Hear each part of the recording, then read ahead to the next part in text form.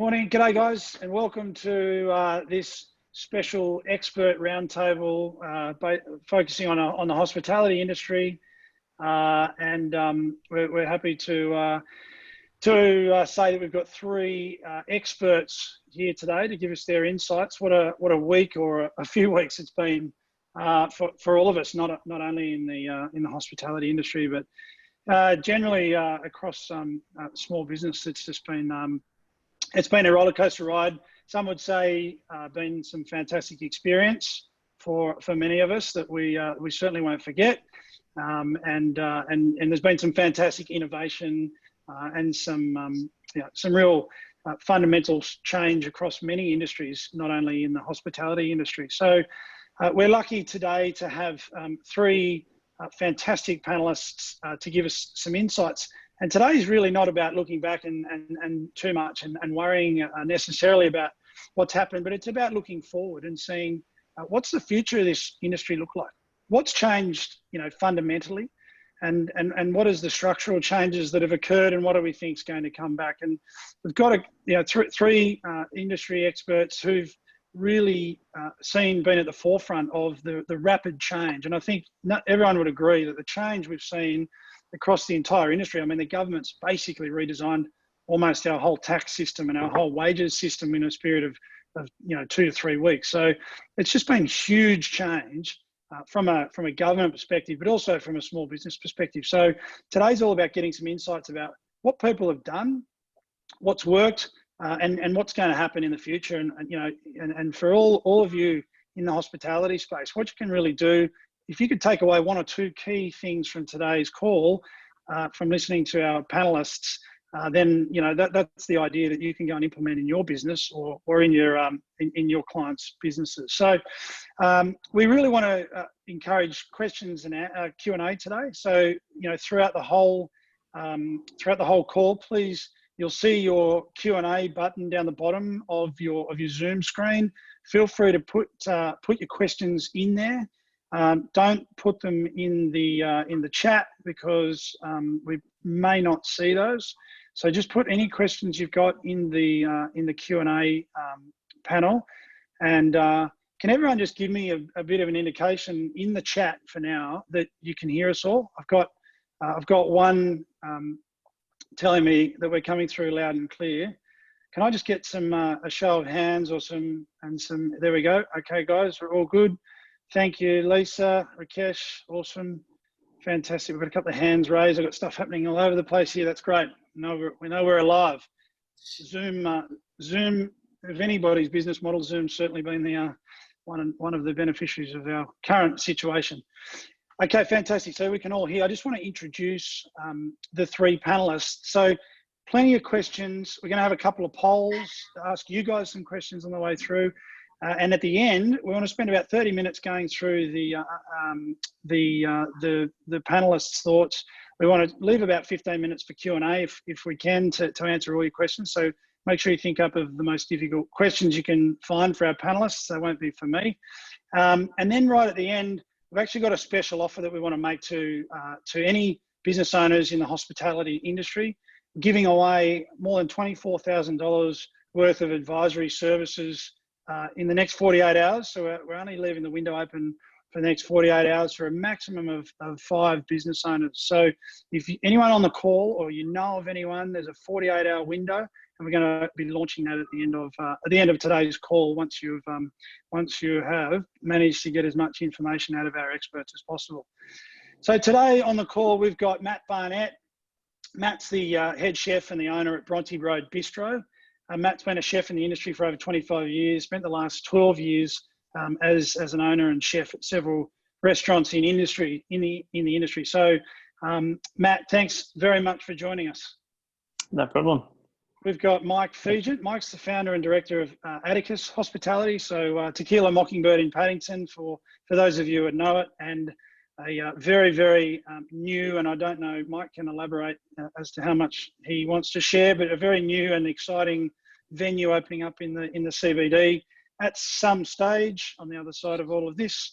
And that's why his hair is shorter at this stage, because he's lost most of it through this process. But Mike spent almost 20 years running restaurants in New York and in Australia. And Tequila Mockingbird, like many restaurants, has had to reinvent itself in the wake of the coronavirus and the restrictions. And so we're keen to hear from him, and also Andy Homan. Andy is the founder and director of Process Creative. We're an award-winning Sydney-based digital agency, founded in 2006. Andy's got over 20 years of experience in design, user experience and development. Andy's been at the forefront of predominantly the Shopify platform, and has an absolute mountain of e-commerce and online sales experience. So we're really keen to hear the blend between Matt and Mike's kind of experiences in the physical world, and then what Andy's kind of seeing and how that sort of translates into the online world. So enough of hearing from me. Let's get over to the experts. So I'll start with you, Matt. Talk me through those first that first week or so that when these restrictions were first placed. I mean, what happened? What were you thinking? And what did you do? How did you manage through that first week? Yeah, look, I think it was complete shock, a bit numb. We had heard rumblings that once this all started, so we kind of got our takeaway side going while we had the restaurant still open. Obviously with a bit of space restriction, we tried that, but then kind of almost didn't believe it that it was actually going to fully shut. And then they kind of announced that on the Sunday night, and we just kind of went blank for a couple of days. I reckon it took us a couple of days we've had the restaurant 10, 11 years and we've never closed it. So it was just kind of a bit blind. Like where do we go from here? Which direction? It was just so many things going through our head. And you've never been in a situation where you've been, forced to not trade? No, I mean the time it's like if you close for a holiday or something, you kind of know when it's ending. It's 2 weeks. You've got a date when you open back up again. Whereas this was this kind of it's indefinite. There's no timeline on it. It's just like that's it. So what happens? Yeah. And then it was that whole 100 ideas running through your head. How are we going to survive? How are we going to do this? And with lots of stuff going around in the background as well from everybody else. Kind of all panicking together. I'm sure plenty of people on the call or on this webinar can relate to that, no matter what business they're in. Mike, what about for you? What was that? What was the first went through your mind when all this happened? Well, we just, I don't think we changed to the home delivery and pickup as quick as Matt did, but basically, we just started watching sales and customer attendance decrease dramatically. And like most people know, running a restaurant, it's not as simple as just switching from one platform to the other. So, Tequila Mockingbird, in order to run the restaurant, you need to have at least 7 or 8 chefs on at one given time, along with at least 5, based on the, usually amount of covers we do. You got to have at least 5 front of house staff on. So, it was pretty scary to see suddenly sales dropping and, you got all these staff on, especially in the kitchen, and we had to react fast, to adapt to the changes. So, yeah, look, it was one of those huge learning curves. I'm actually, very excited about this, and a lot of people are freaking out. I'm actually quite enjoying this now in a weird sense, because it's sort of, you get complacent, you start sort of operating and things just are easy because you've done this for a period of time and you've got your processes in place. And this just kind of flipped it on its head. So, I actually moved into the restaurant for 2 weeks. I've got a little bed still sitting here that my 4-year-old son slept on when he was a baby. And I was actually sleeping on that because I literally didn't leave the restaurant for 2 weeks. But that said, it's just, you just adapt or die. So we just went, look, what do we need to do? And, I think the main thing behind it was obviously, when I keep reiterating to all the staff, we're not a restaurant anymore. We're a home delivery and takeaway venue. So, in that sense, we basically just sat down and strategized and went, look, shit, what do we need to do? And I suppose the main thing what we did or I did anyway, was sat there and went, okay, what's the customer going to be doing? So obviously your customer is going to be sitting at home. They're working hard on the computer, keep their job. They don't want to go outside. They've got kids running around in the background. They're stressed. And I suppose when they get to that 5, 6 o'clock period, it's a sense of it's time to reward myself, and most people, especially in Paddington, the demographics are predominantly white collar. People still have money, and most people, I'm assuming, still have their jobs around this area. So people, want to have that sense of reward. So we basically just simplified our menu, and I got on the phone straight away, rung up our key supplier, being Bacardi, and said, what can we do to bring Tequila Mockingbird home to customers? Yes, I mentioned to Sam, since, in 3.5 weeks, we've sold over 5,000 cocktails from, 1.7 litre cocktails to 700 mil to 200 mil. So we got on the phone and, we adapted, and it's worked. And, I could ramble on for hours about this, but I'm really excited because this has basically just opened up a new revenue platform for us. And it's something we're going to just do permanently now. This is something that we're going to look at doing, not just to the east, to the inner west, and to CBD and the lower North Shore within the next 3 weeks. We're looking at opening another joint. So yeah, things are looking good. Yeah, so you started touching on a couple of really key items there I want to come back to. Mike just talked about a couple of things that he kind of did, right from the outset in terms of, talking to key suppliers, and you touched on your customers. Mike, you were very specific about your customer there. Matt, what were the sort of 2 or 3 really important things that you kind of did after that initial shock, of what are we going to do? How are we going to survive? What do you think were the sort of 2 key things that you guys probably did, in that sort of ensuing week to sort of say, okay, this is where we are. What are we going to do from here? Yeah, well, luckily I have my business partner, and we just basically sat down and went through what we thought our customers were after, and what our strengths were. And, we threw lots of ideas around, like, do we go to a full takeaway menu? Do we do a whole new cuisine thing? Do we do this? Do we do that? Until we sort of decided that, our customers have been our lawyers for 10 years. And they love what we do. So let's just do what we do, go to our strengths. So that's basically. You talked about your business partner, and that was just something else. I've heard from both Mike and Matt about customer, and I'm keen to hear from Andy a bit more on that as well, because that's really got to be at the heart of what. It doesn't matter whether you're in hospitality or accounting or whatever, digital web development. The customer's at the heart of what we do. But you talked about your business partner and going through kind of that difficult, time. Was that, obviously you need someone to support you, doing it on your own emotionally, and all the different things that you need to think about. Who was really that sort of, key support person for you during those couple of weeks, or even, during the whole last 3 weeks or so?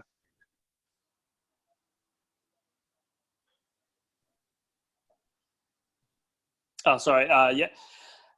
Look, for me, it was definitely my business partner. And I think to go into this with 2 minds, he comes from a different, sort of slightly different to me. So it was good to be able to, I have my ideas and he has his ideas, and they kind of click together and they work. So he's kind of comes from one angle and I come from another angle. So it kind of really helped to sort of come up with a plan and things that I might not be thinking about that he was thinking about, and vice versa.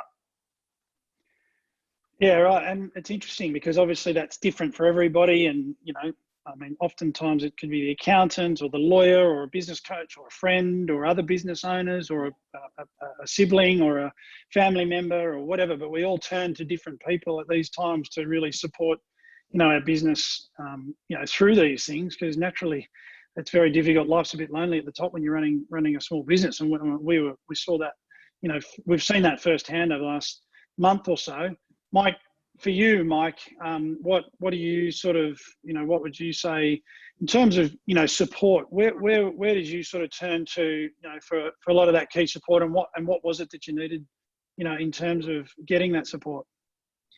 Yeah, well, I always run off the basis that, I just try to stick to what I'm good at and what I know that I'm better at than others. And then the things that I'm not good at, I just don't, spend obviously I focus on it, but and try to do better. But, the reason why, you got to relate, this business operates as a team. You can't run a kitchen or a restaurant without the team. And that, means that you need to trust these guys and converse with them and work out exactly what needs to be done. So, we all sat down as a team, discussed, how do we simplify the menu and make it,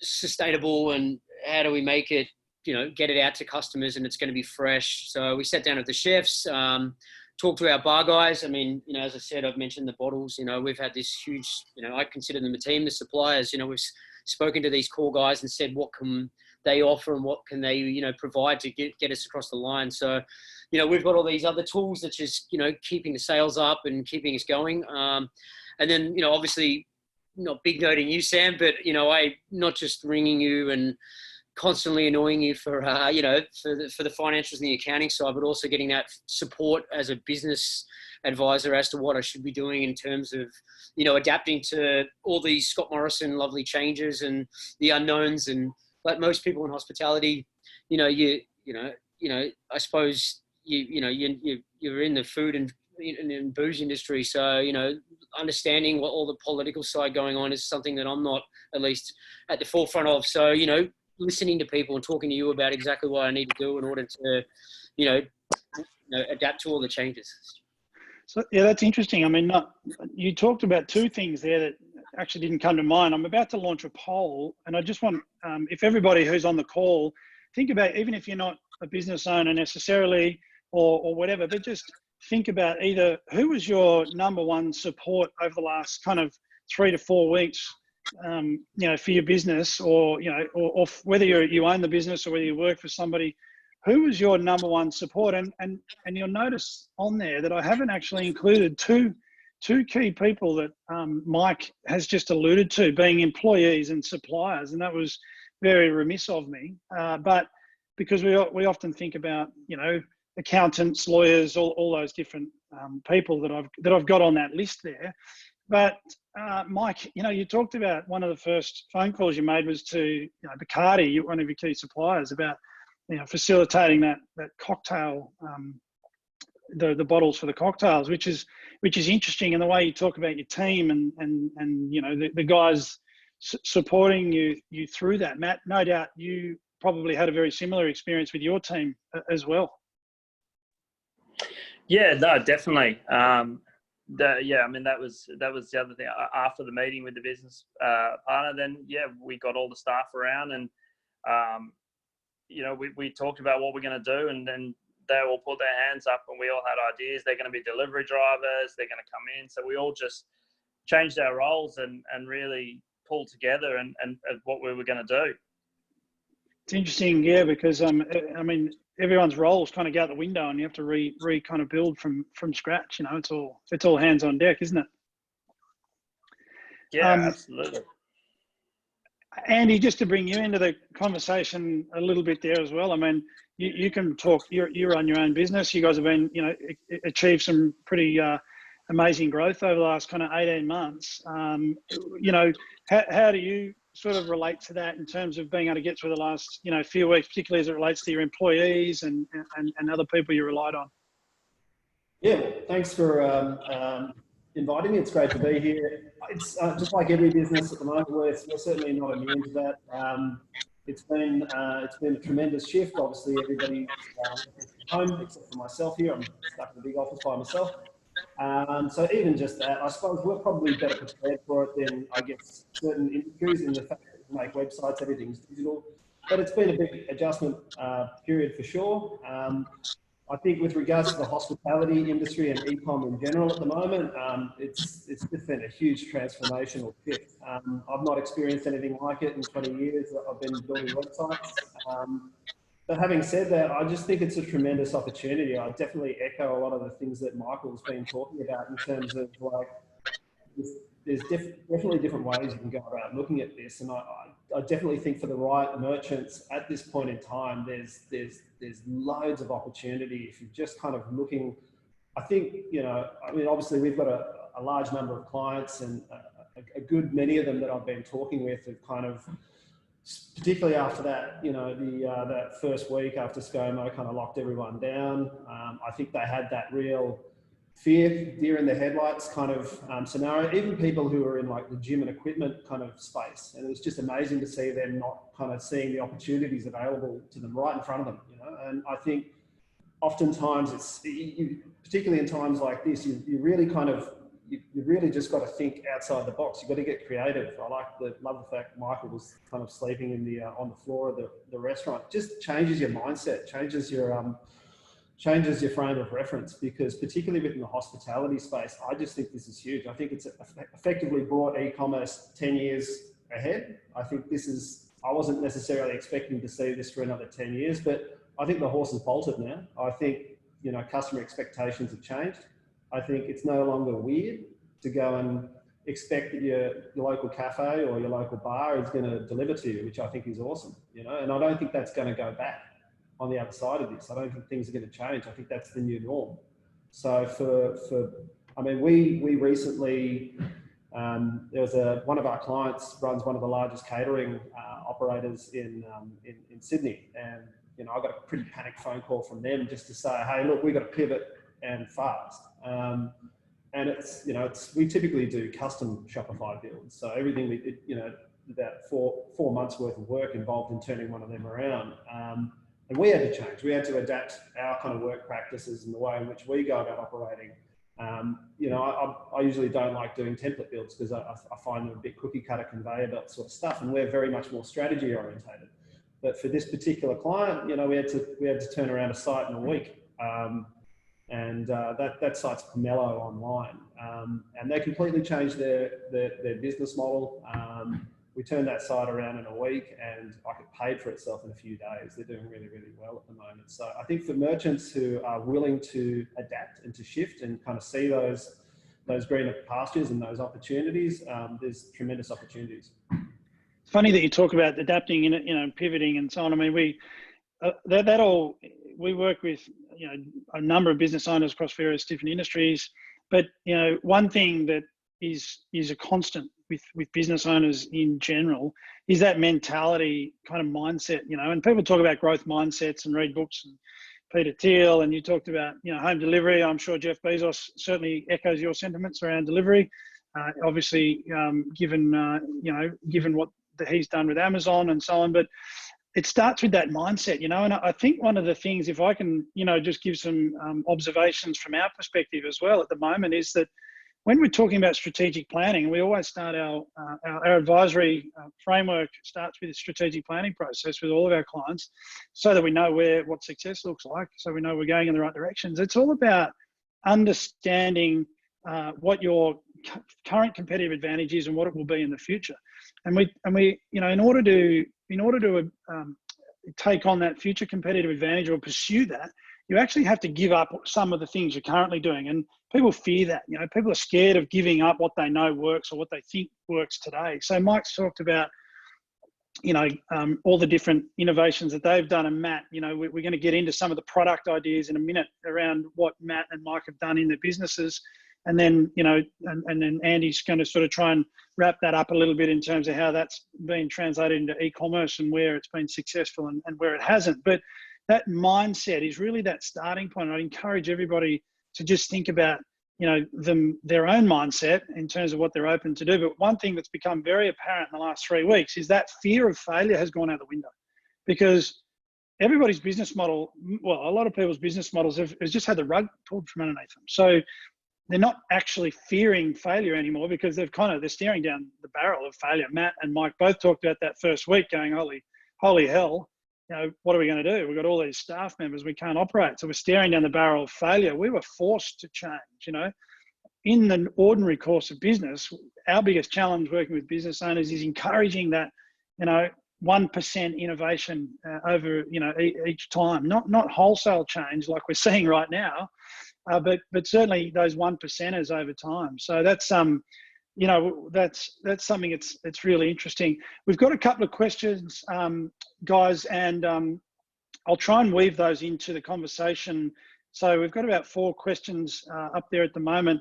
if I could just get, there's a few people left on the poll. I'm going to close that poll up in a minute. It's actually interesting to see what people are coming back to us with in terms of who their key support might be in a time of crisis. It's usually, and strangely enough for accountants, who I think have a somewhat misguided view that they are the be all and end all to most people's businesses. Accountants haven't scored well in your poll, people. So I don't know if that's a reflection on me or just a general reflection on our industry, but I actually echo those sentiments because I think accountants in particular, you know, I'm not surprised at those numbers. But coming back to some of these questions, one of the questions here, and this is probably more for Mike and Matt, talking about key customers. When you were developing new products, or you might want to actually go into some of the new products you've developed, Mike and Matt. I might start with you, Matt. When you were thinking about that new product development, because you talked about discussing ideas with your business partner, one of the questions here is, did you actually contact these key customers for feedback, or did you just sort of roll with some ideas and see what worked and then pivoted and then rolled again? How did you go about that process? Yeah, from past feedback from, we've kind of have our core lot, like regulars being in a sort of small suburb restaurant, come twice a week, 3 times a week. And sort of over the 10 or 11 years, you sort of get to really understand and know them by their feedback and what they like and what they're eating. They eat the same things a lot of the time. We have our signature stuff. And so we kind of just rolled off that. I mean, one of the ideas that we had is that, you know, we just have a cabbage salad on, which is gone crazy and it has done for 10 years. It's like one of the things we most sell about. We get questions all the time about the dressing. What's in the dressing? What's the recipe? And so our thought pattern around that was, well, why don't we bottle it up as another form of income, you know, and we can sell that dressing, you know, put it on the website, do it on the home deliveries. They can order a bottle and have it at home. They've always asked for the recipe, and it's just another form of income for us. So we just kind of came off ideas like that. Yeah. Okay. Great. You've jumped ahead a little bit. I want to come back to that. Want to come back to that product idea and explore that a little bit more, because Matt and I were talking about this, and you said that people continually were asking what was in that dressing, and you know, it was clearly obvious. So you mightn't have systematically gone about asking people for feedback, but you were just naturally the recipient of feedback. You basically were just listening. Would that be fair? Yeah, that's it. Just listening over the years. Yeah. And really, getting to know and really taking in what everyone's saying and storing it away. Mike, what about you in terms of product development? You obviously, you know, had to evolve. How did you sort of go about that in terms of what you were going to offer? Well, I think, we sat down, as I said, strategized, worked out what we were going to sell. So we sort of streamlined our offering. And we've just consistently changed. Every week we're adding new things and taking other things off to keep people on their toes. So, we're lucky enough to have a really good, I call it a cellar door for now, where, we've got tables out on the street. We're making cocktails to order out on the street. So people are driving past and actually visually seeing cocktails being made fresh to order. And we're constantly talking to customers. We've got, we've got about 16 to 18,000, I can't remember now, in our database. So we're feeding people with information because people, as we all know, are at home, stuck, confined in their house. So they are using social media a lot, which, I know you'll probably discuss with Andy a bit more in detail. But, the idea behind Tequila with our offering now is, Tequila at home. So we've,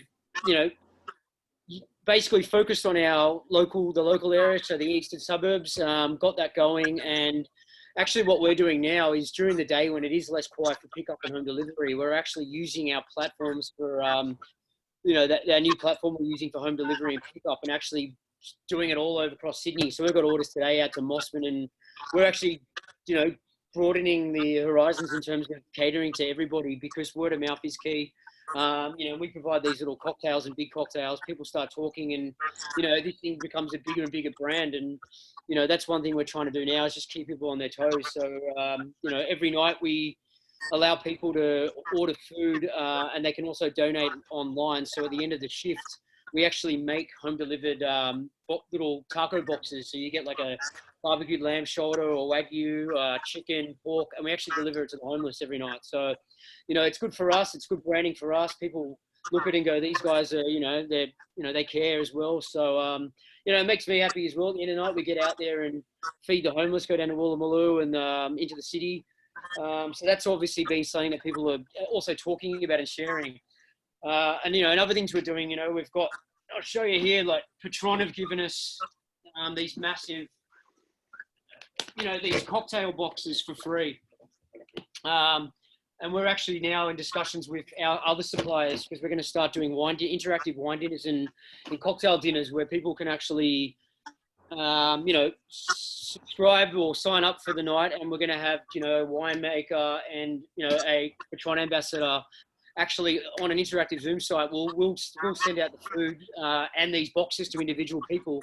And we're going to do a dinner on Zoom and people can actually sit down, eat their food, make cocktails with these Patron boxes that we've got and interact with, people while learning and, giving somebody something new to do while they're at home bored.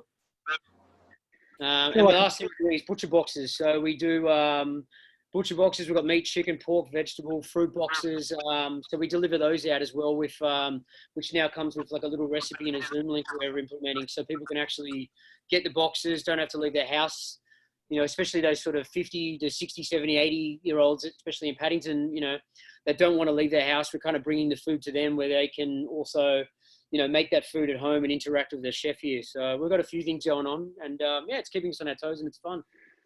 Matt, thanks, Mike. Matt, I'm keen to hear just again from product development and trying to keep it relevant to customers and along that same thematic. You've introduced a spit roast night. Tell us a bit. And I know that it's popular because you wouldn't give me any last week. I tried to order some and it basically turned me away. So we'll talk about that at a later date. But it's been so popular. It's something just so simple. It's almost boring, isn't it? Right? Like why is that been so popular? Well, that eventuated out. Like we have in our restaurant, we have sort of 20 seats outside in a garden setting, and then we've got the inside. So when it gets to winter time and cold, we can't sit anybody outside. So we're effectively losing 20 seats. And we thought, how can we use that space out the front? So we, over the winter, once a month, we bought a spit, charcoal, whole animals, and we just do a spit night. And it's in the middle of the week. You tend to, usually a slower night. We have it on a Wednesday night, and we put whole animals there. And for a set price, they get the meat, salads, potatoes. And we've done that for years, and they've always sold out. So when all this was going on, we going back and forth with the business partner ideas, and he's like, maybe we should do some dinner packs, sending them, whatever, puts casserole or a slow cook in the oven or something. And then we thought about the spit night. Let's do it, but do it takeaway. And so we thought we'll test it out. We'll do like the Sunday roast, and we'll do it the spit. We'll get some porchetta and put it out over the coals and see what happens. And so we ended up getting 120 through on Sunday night. It was just massive and fully sold out. It's crazy. So I'm going to steal that idea. I like it. Yeah.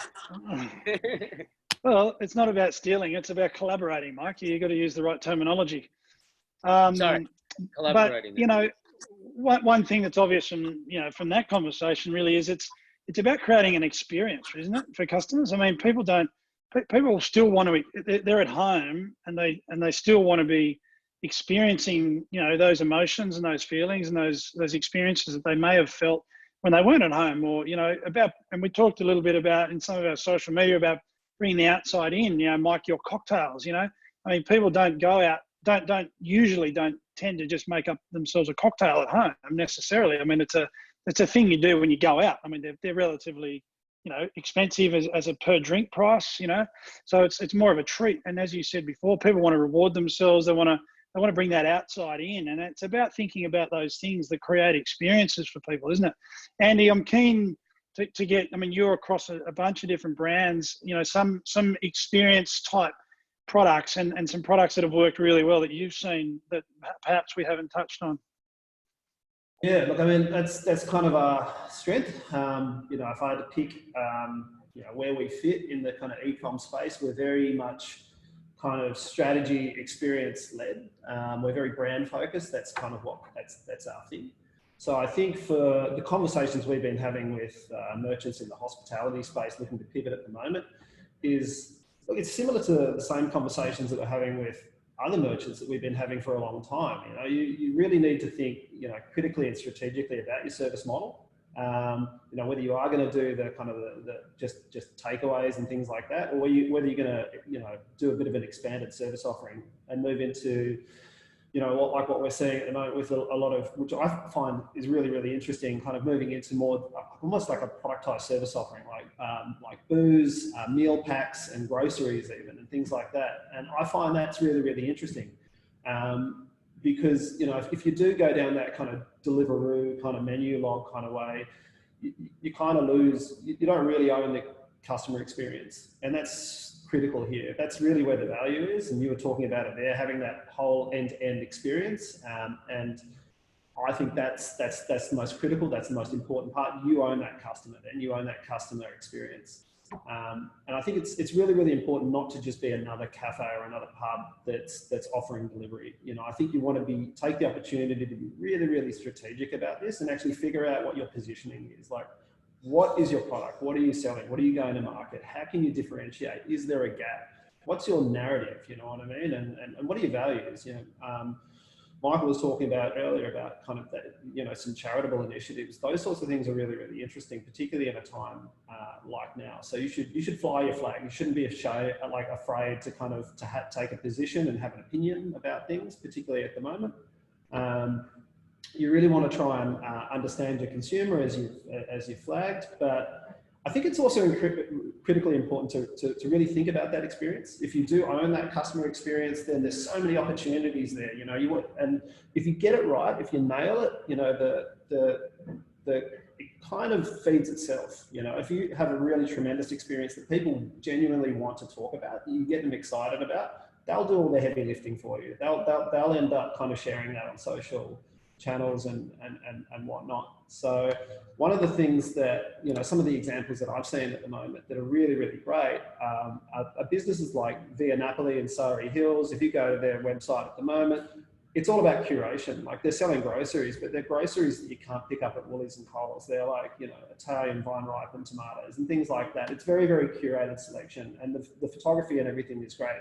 In fact, that's a whole separate thing we should talk about that I've seen, perhaps not executed so well at the moment. And I can understand that because people are trying to pivot and they're in a bit of a rush, but it's really, really important as people are transitioning and pivoting online, make sure that you're putting as much attention, love and care into your product photography as you're putting into your meals, because essentially the image is the product online, and I've seen that go wrong many, many times.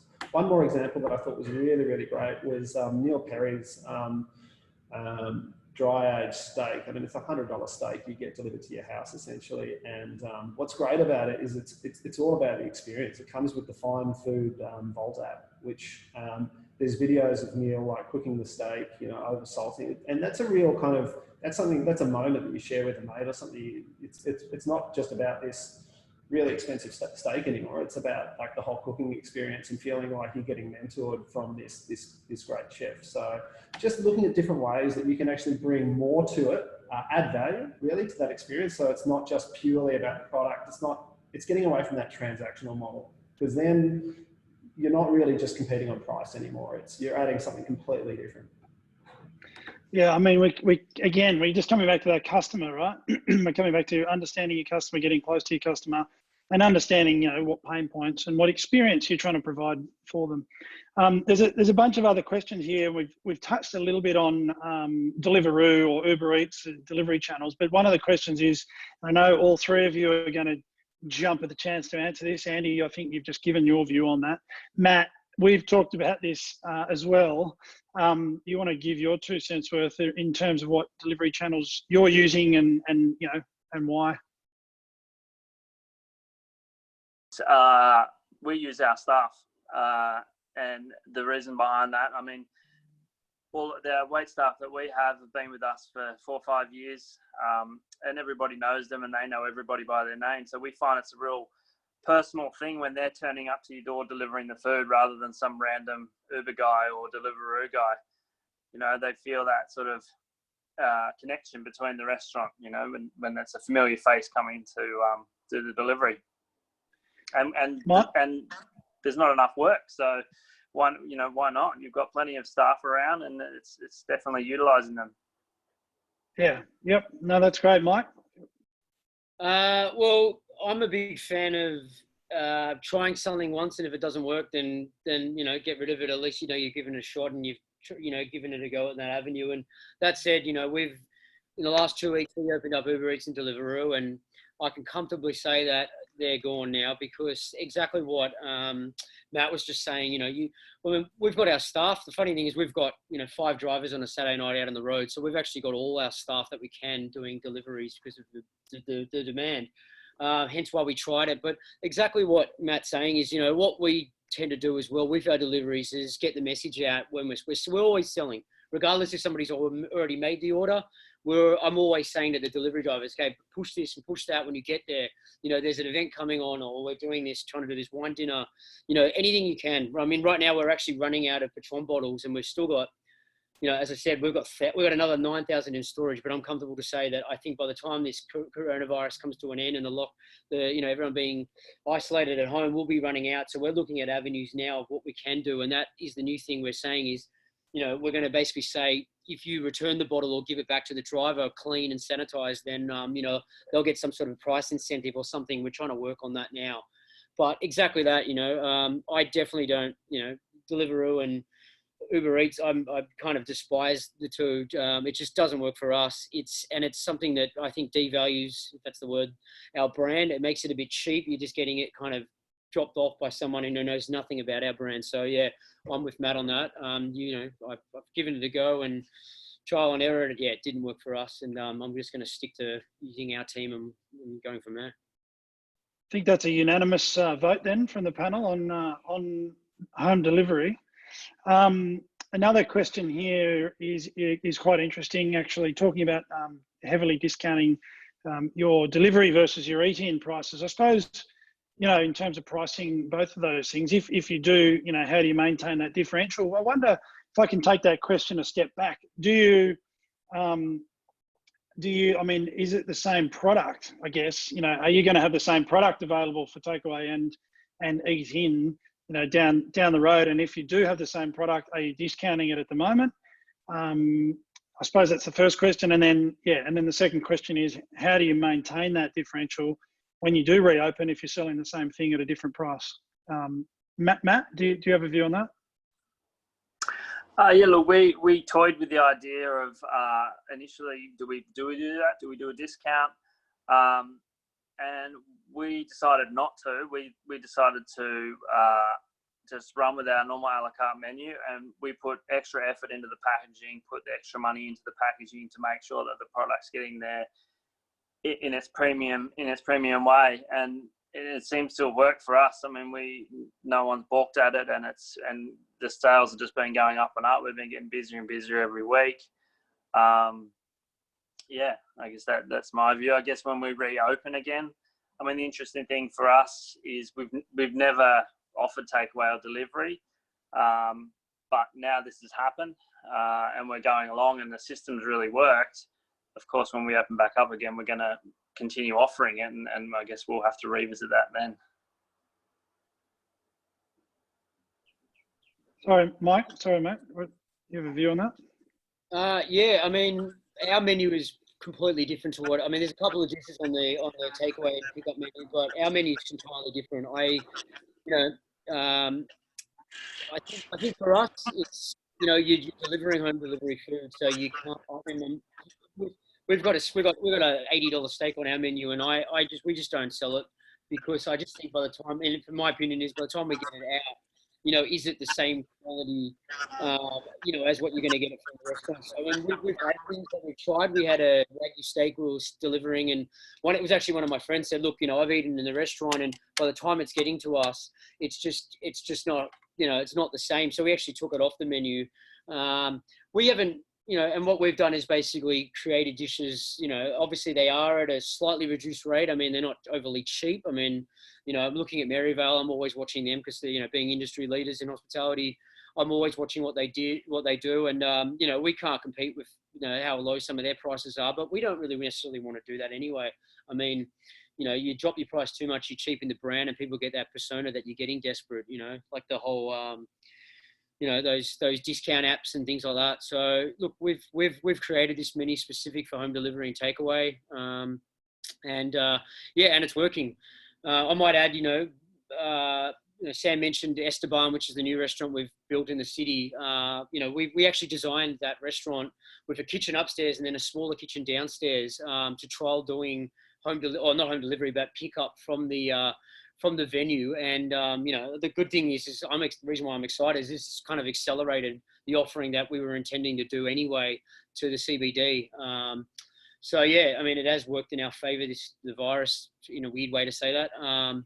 You know, and I've also got a new liquor license pending for home delivery booze because we've done so well out of it. You know, I think the time is now when everyone's at a lockdown to get onto these things and don't just sit and wait. And then, you know, next minute the changes and things should go back to normal, you know, and you're sitting here going, oh, we had this great offering and now we don't have the licenses and stuff to do this stuff. So I've got onto it now to, you know, keep this thing going. So we've got a liquor licensing application being lodged to continue doing this forever. So yeah, things are looking hopefully up from here. So from what I'm hearing with you guys, and come to Andy in a second, I'm hearing that Matt, you're definitely not discounting. Mike, you're not discounting. You've gone more of a change in the product, down that sort of change in the product route. Matt, you've kept your product pretty much the same in your pricing, and you're just putting more effort into making sure you're keeping the quality. Andy, you know, in terms of, because, you know, revenue is a function of volume, product and price. I mean, you know, what are you seeing out there in the e-commerce world in terms of pricing, you know, people having to take haircuts? What are you seeing? Yeah, look, obviously we work with lots of different market verticals. Fashion, beauty, lifestyle, food, bev and luxe is really kind of our thing. But so I don't necessarily profess to be an expert in the hospo space yet. But in general, I feel like discounting, you've got to be really, really careful with it. There's you know, real costs to literal and you know, in terms of brand damage as well. If you start heavily, aggressively discounting items, what I would like to see perhaps more is kind of thinking creatively about those sorts of things. Like, how can you add value without necessarily discounting? For instance, so some of the things that we're encouraging merchants to look into are things like how can you go about increasing average order values through bundling and whatnot. So there's lots of different ways you can go about doing that, and I think curation is really, really important, even in just terms of user experience, like people coming through the site. You know, you want that experience to be really, really quick and easy. Like, that's why mobile is kind of king. You want the site to be able to easily be navigated with one hand, ideally. You want to move away from like scanned menus and things like that. I see that all the time. That's not a great idea. You want to have everything kind of indexable. But in addition to that, like having curated, almost like people in a hurry, they don't want to, there's this kind of UX principle we call decision paralysis. So when they see a huge big menu, like it can almost be overwhelming. It's just too much. So oftentimes you always want to do as much of the heavy lifting for them. There's a great UX book called Don't Make Me Think. And that's the kind of UX principles I'm talking about here. So you might want to automatically set up like a popular main side and dessert, you know, just kind of some curated bundles essentially, and maybe offer a slight discount just for getting those kind of things. So you are discounting, but you're trying to incentivize them to actually purchase more. And I think that does less brand damage than if you're just going out there with big, you know, 20, 30% discounts or what have you. It's interesting you talk about bundling. You know, we talk about, you know, because we haven't really touched on the unit economics. You know, I mean, I'm an accountant at heart, so we like to talk about the numbers, and we know that chefs and creative people like you lot try to stop us from talking about numbers sometimes. And, you know, we feel very comfortable talking about numbers and not very comfortable talking about user experiences and things. But with, you know, talking about bundling, I mean, we run a 7-step to productization process. Which we've got online, and through that process we kind of talk about the value in bundling that up. And one of our 7 steps there is really thinking about what are the extra things that are really going to improve that margin. What are the things we can throw on top of this product, that can allow us to charge that extra 10, 20, 50, whatever dollars for a very, very small incremental cost. So thinking about the unit economics of not only that individual product, but a collective group of products that go towards creating that customer experience. In many ways, Matt, your spit roast, is a bundled product, isn't it? Really, because it's sort of the end-to-end kind of experience, and when you successfully bundle things up properly, you're also successfully, the idea is really to make sure you're successfully improving your margins all the time as you're doing that. I'm just conscious of time. We've basically we've got one more question here about deliveries and takeaways. If anybody has any further questions for the panel, please put it into the Q&A box, because if there's any little gems that are left inside these guys' minds, I want to extract it as much as possible so you can go away and share it in your businesses or with your clients. And I also want you to stick around because we've got an offering that it's only going to be a 48-hour offer, and I want to make sure you guys are all across it so that you can share it with anyone you think it would be relevant for. But the last question that we've got is, have you changed your offering since you started deliveries and takeaways? So, I think we touched on it a little bit. Matt, you said you tried a couple of different things and pivoted and so on. What have you guys found that you've had to do a lot of change in terms of what you kind of first thought would work, or have you sort of did you sort of get it right pretty quickly, Matt? No, like we offered our full menu to start with, and then we have taken a couple of items off here and there, which we've found just people haven't gone for. And our most popular thing is as our steak and chips. It's the thing we sell 50 kilos a week of. So we found that people are mainly wanting that. So we've kind of taken a couple of mains off for sort of food wastage purposes and just stuck mainly around that. That's really the only change we've done. Mm-hmm. Yep. And Mike, what about you? In terms of food, we were kind of just trying to be smart about it, going, look, we don't want to have as much stock on hand. One of the things with Tequila Mockingbird is about keeping things fresh, i.e., we make the cocktails out the door. You can never really turn up and it's there ready to go, like a lot of pre-batched cocktails you can buy from other venues. And then with food, so the idea behind it is how can we create a menu that we can reduce the amount of especially proteins that we have on hand. So there's so many things you can do with salmon or pork or chicken or beef or whatever. So instead of having millions of different products and different items with different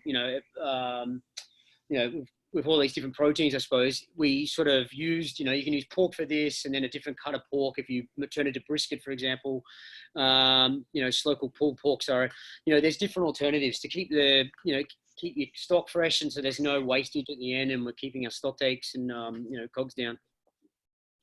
All right, fantastic. Well, it's we've got 6 minutes to the hour. I think that's all the questions that we needed to get through.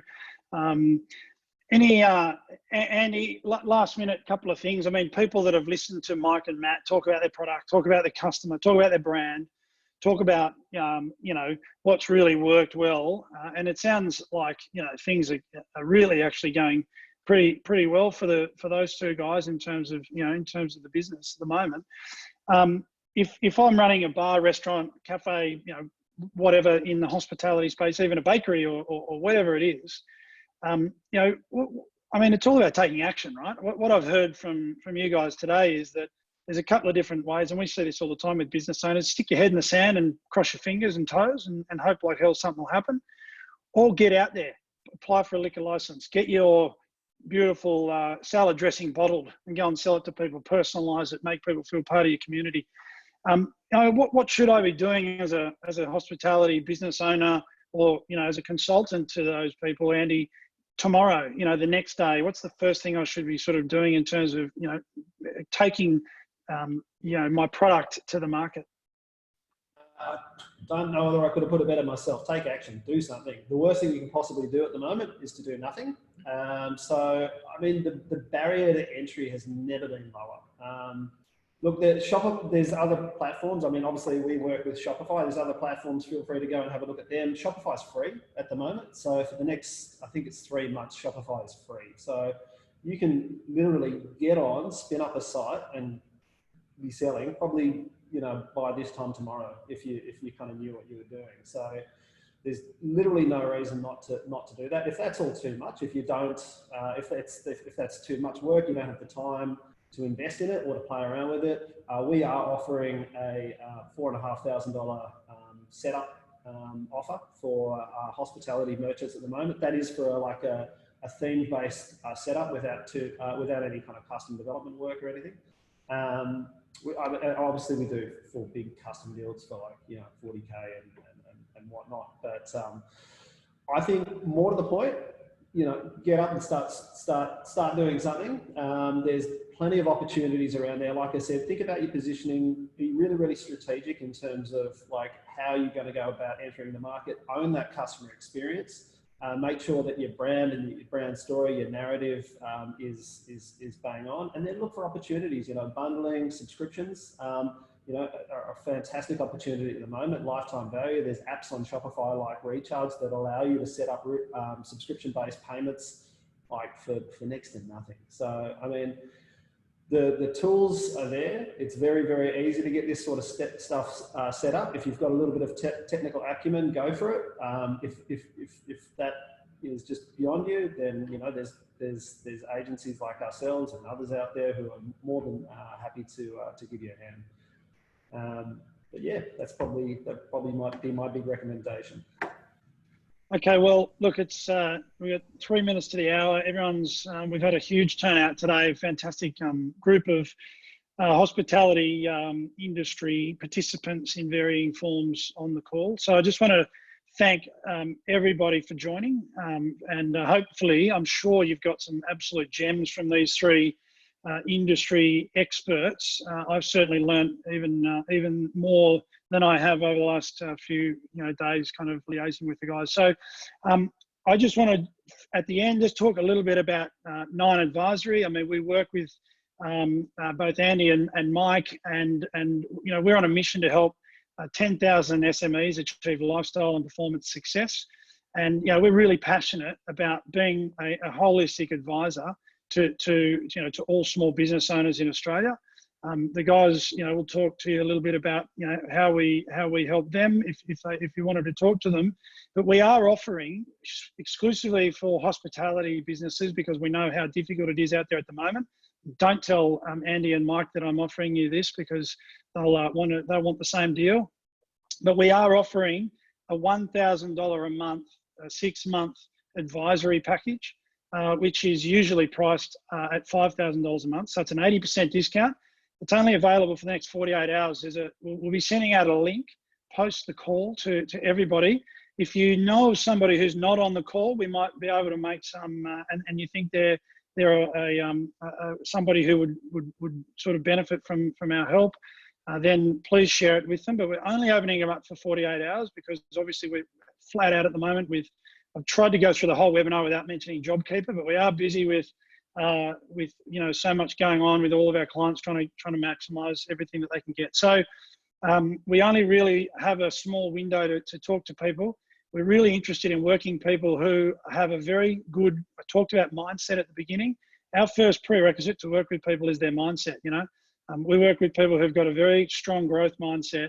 They're learn-it-alls, they're not know-it-alls. Right, and they're willing. I mean, we see ourselves as an education platform rather than an advisory platform. So we will send that around. If you know of anybody who you think has got the right mindset, has got a strong, sort of strategic kind of view, but they're still looking for assistance in terms of implementation, then please let us know. But we're only leaving it open for 48 hours. We want people to apply, and then we'll get in touch with them next week and start to talk through that. So.